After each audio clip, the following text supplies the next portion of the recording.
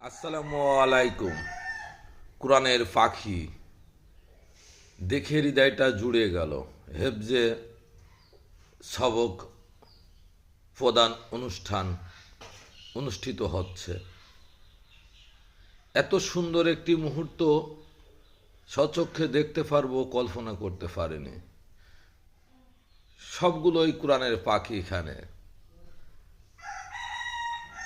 আল্লাহ তাআলা এদেরকে সুস্থতা ও হায়াত দান করুন। আপনাদের সকলের নিকট এই কোরআনের পাখিদের জন্য দোয়া প্রার্থনা করছি। আল্লাহ তাআলা যেন এদেরকে সহি সালামতে রাখেন এবং সুস্থ রাখেন।